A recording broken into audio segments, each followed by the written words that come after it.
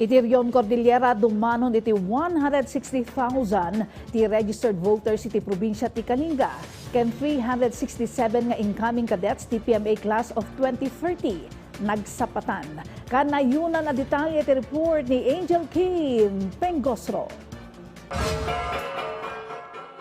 Iti probinsya ti Kalinga, dumanon iti nasurok 160,000 ti registered voters no may proseso ken no maaprobaran ti 2,966 a baro ang nagrehistro kas botante manipod April aging May 18, 2026.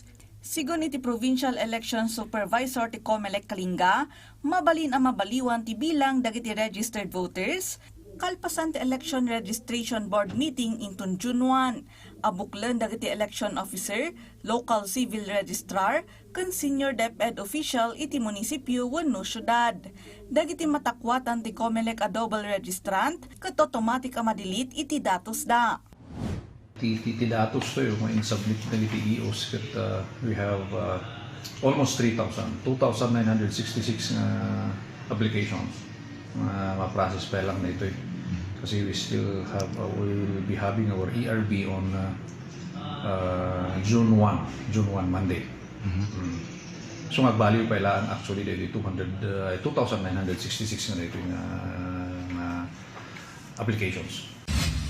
Kabayatan na nangisayang kat ti Department of Agriculture Cordillera ken probinsya la gobyerno ti Kalinga iti inspection iti Manarimaan Adjunction Pakawit Bayaw Farm to Market Road Project nga dan iti 44% completion rate.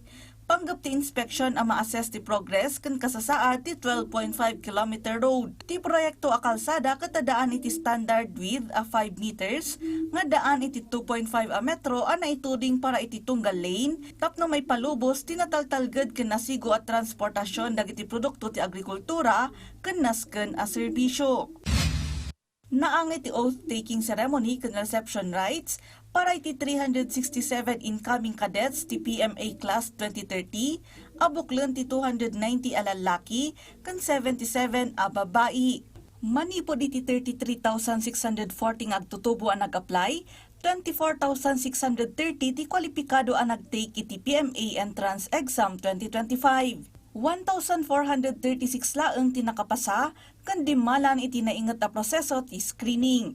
Ti kadakalan a bilang dagiti nakastrek a kadete ket nagapu iti Cordillera, sarunuan ti NCR ken Region 4A.